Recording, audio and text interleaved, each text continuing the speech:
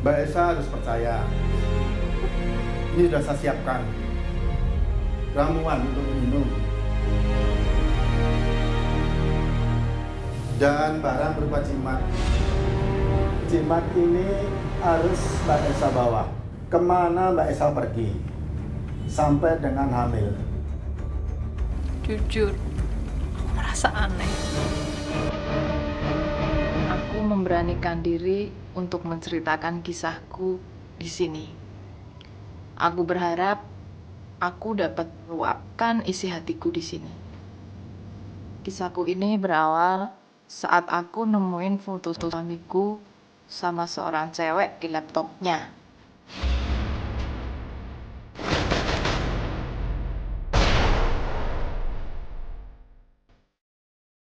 Tega banget suami. Selama ini aku kurang apa? Aku benar-benar terpukul, sedih dan kecewa banget. Selama ini aku selalu ngira suamiku orang yang baik dan gak mungkin macam-macam sama aku. Suamiku yang ngeliat aku sedang melihat laptopnya, cepat-cepat ambil laptop itu dan nutup gitu aja. Elsa, kamu gak usah ikut campur urusan pekerjaan aku. Gak usah ikut campur, Mas. Iya, Aku tuh istri Mas. bukan laptopku. Semua dalam laptop ini adalah pekerjaanku dan kamu nggak perlu tahu urusanku. Pekerjaan seperti apa, Mas? Semua pekerjaanku di sini. Aku marah. Aku minta penjelasan sama dia. Seperti foto berdua dengan perempuan lain dan itu mesra. Iya.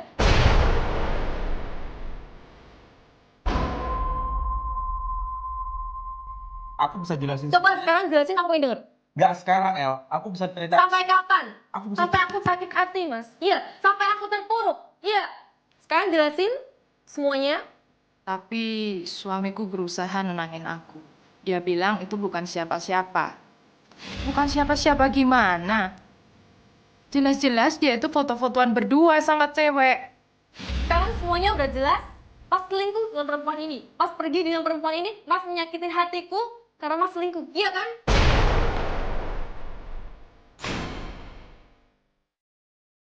Mas udah gak peduli kan sama aku kan? Iya kan? Mas udah ngeduain aku kan? Mas udah selingkuh kan? Jelas di sini di laptop Mas, Mas selingkuh dengan perempuan ini. Iya kan? Sekarang juga aku udah cerai.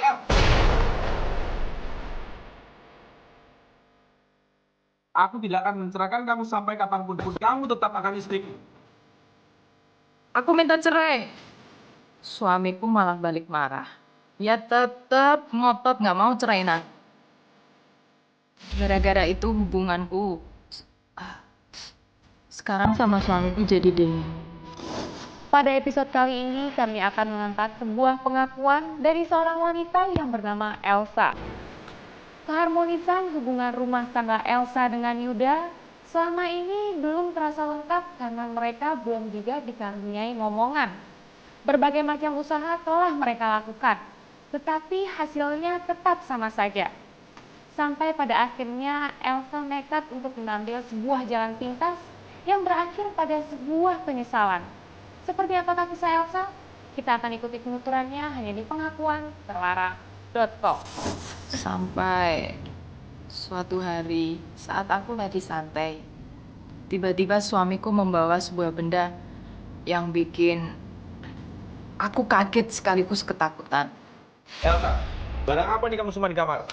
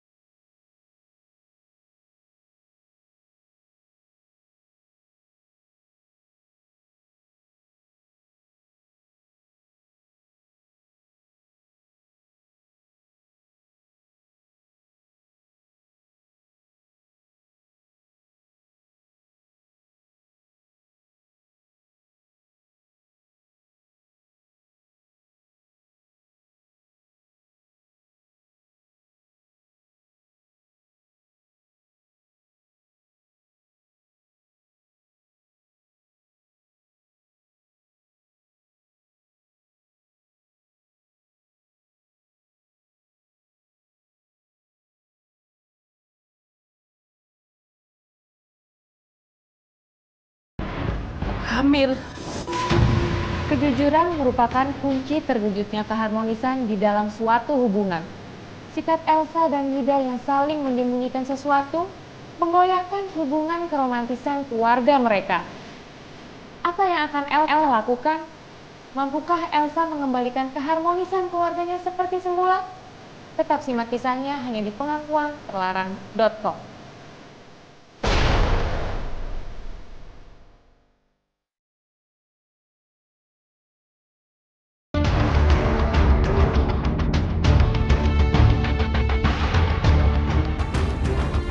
Udah 5 tahun aku nikah sama Yuda. Tapi selama itu juga aku dan suamiku belum juga diberi anak. Aku jadi cemas. Bayangkan saja, wanita mana sih yang gak khawatir kalau udah selama menikah tapi belum juga punya anak? Sebenarnya aku dan Yuda udah sering banget ke dokter ngecek kondisi kita, tapi selalu nggak ada masalah. Jujur, aku sedih. Sampai suatu hari temanku ngenalin aku sama orang yang katanya bisa nyembuhin dan melancarkan apapun keinginan kita. Namanya Pak Ruli. Saat itu aku tertarik banget. Dia bilang kalau dia itu seorang ahli terapi. Waktu itu aku bingung antara ingin bertanya sama ragu sama kemampuan dia. Akhirnya aku beraniin konsultasi masalahku sama dia. Di situ dia malah nyaranin supaya aku dan dia janjian ketemuan lagi. Secara terapinya tradisional dan perlu dibahas secara berdua. Tapi berdua aja untuk bahas masalahku. Aneh sih, tapi aku nyanggupin apa sarannya. Aku dan Pak Ruli ketemu lagi di sebuah kafe. Aku ceritain semua masalahku. Saya dan suami saya sudah menikah 5 tahun. Ya. Tapi kami belum punya anak. Oh begitu ya. Padahal saya dan suami saya Ya, tuh ya, ya. sangat menginginkan seorang anak. Tapi Ya. secara medis, saya dan suami saya tuh sehat, kami juga baik-baik aja. Ya. Kami bingung mau gimana lagi. Oh begitu. Iya. Saat itu Pak Ruli bilang kalau dia punya ramuan yang bisa bikin aku dan suamiku cepet punya keturunan. Tapi dia juga punya syarat lain. Syarat apa? Masih ada syarat lain yang mesti harus Mbak Esa lakukan dengan saya, yaitu harus dilaksanakan terapi pijat. Aku bingung.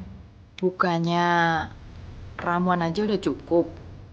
Maaf Pak, kalau saya boleh tahu itu pijatnya di daerah di bagian Pijat itu nanti tentunya akan saya lihat di daerah-daerah mana yang aura negatifnya itu besar. Cuma itu aja kan Pak syaratnya? Masih ada syarat lain yang mesti harus Mbak Esa lakukan. Syarat lain ini Mbak Esa mesti harus masih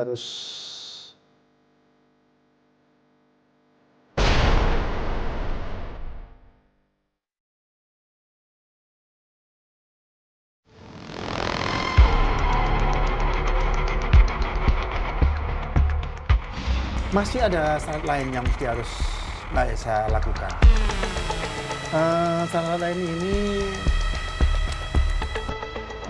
Mbak Esa mesti harus tidur bersama saya.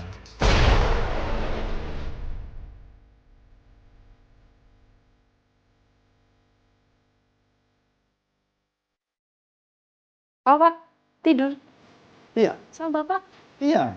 Pak, saya di sini mau menyelesaikan masalah saya dengan suami saya. Justru ini menyelesaikan masalah Mbak Esa. Ini bukan menyelesaikan masalah, Pak. Ini akan menambah masalah saya, Pak. Bukan, Jadi saya pulang aja. bukan. Sebentar Mbak Esa. Saat itu juga aku tolak. Aku udah berdiri mau ninggalin dia. Tapi Pak Ruli berusaha nyegah aku. Dia berusaha cuci otakku. Dia berusaha yakinin aku serta ngasih tahu gimana perasaan suamiku kalau aku nggak segera punya anak. Mbak Esa harus ingat, Mbak Esa harus bisa menjaga perasaan suami Mbak Esa. Mbak Esa nanti kalau tidak punya keturunan, suami Mbak Esa tidak percaya lagi. Kemungkinan Mbak Esa akan ditinggalkan oleh suami. Pak, saya dan suami saya memang menginginkan seorang anak, Pak. Tapi Justru, bukan kayak gini, Pak, caranya, Pak. justru Mbak Esa kalau tidak percaya, justru akan keluarga Mbak Esa akan berantakan.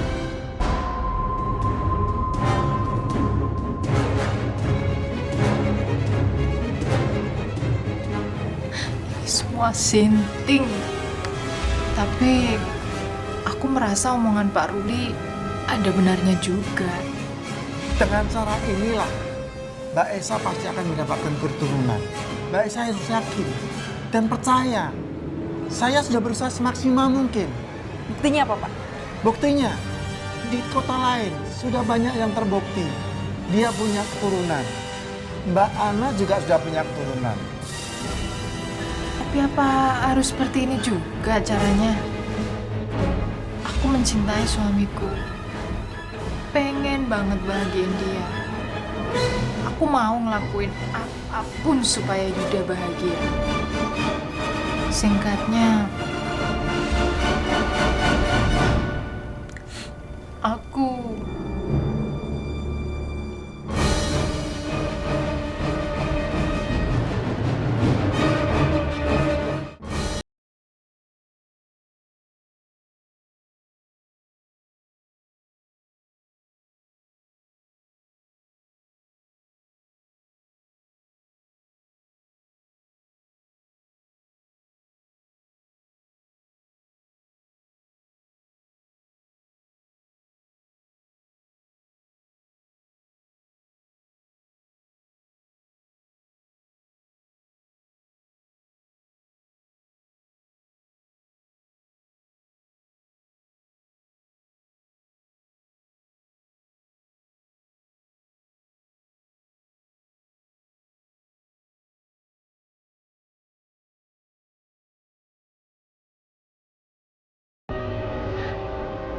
merasa berdosa banget kalau ingat suamiku. Tapi ini semua aku lakukan demi suamiku juga kan.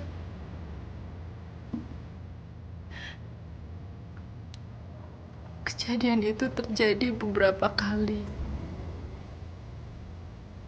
Sampai akhirnya Pak Ruli memberiku sebuah ramuan yang harus aku minum. Sudahlah, Mbak Esa harus percaya. Ini sudah saya siapkan ramuan untuk minum dan barang berupa jimat.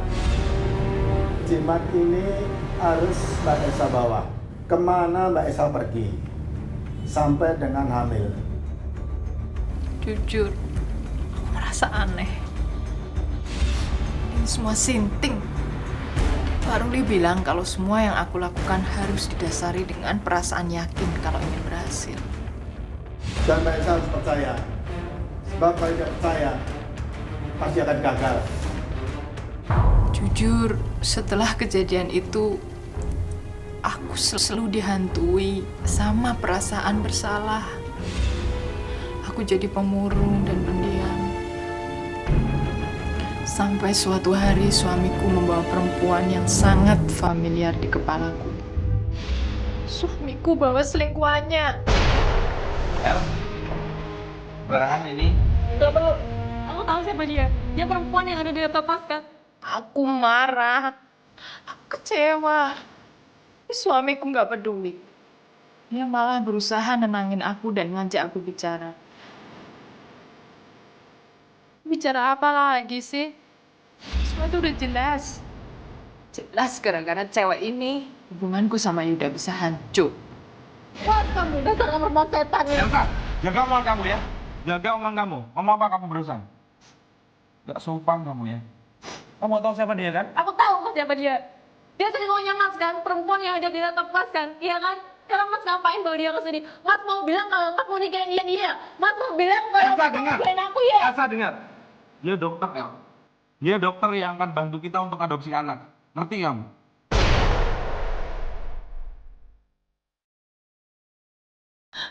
Ternyata perempuan itu adalah dokter. Dokter yang mau menolong Yuda untuk adopsi anak buat kamu.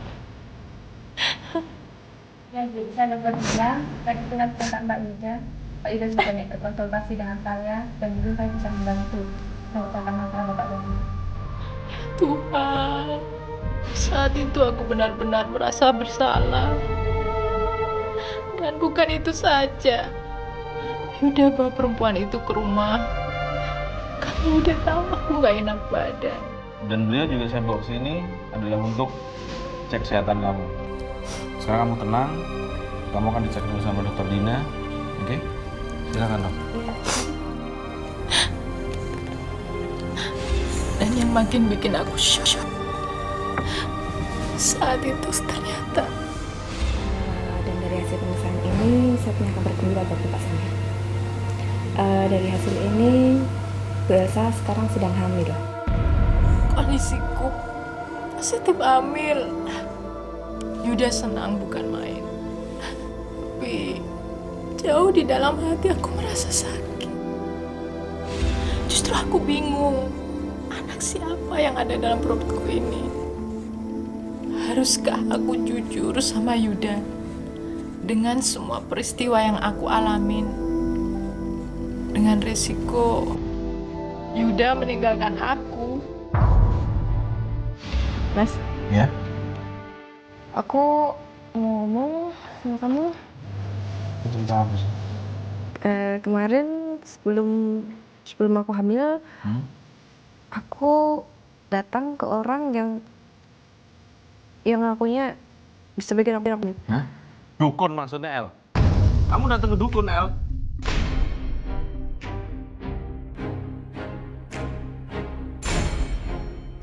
Dia ngajuin syarat-syarat. Syarat? Syaratnya apa syaratnya? Dia bilang, dia bilang aku harus tidur sama dia.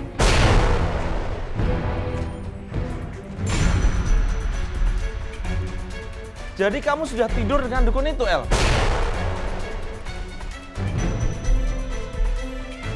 Tapi kita udah 5 tahun, Mas. Kamu mau beralasan seperti Anak.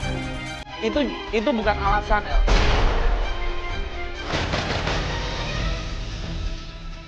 Keluarga kita, Mas. Sudah. El, aku sudah nggak peduli lagi dengan kamu karena anak yang ada dalam kandungan kamu bukan anakku. Ngerti kamu?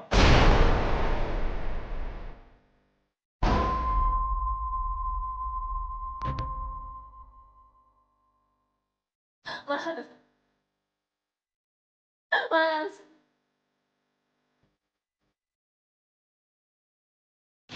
Atau aku harus tetap diam, memendam semua hal ini.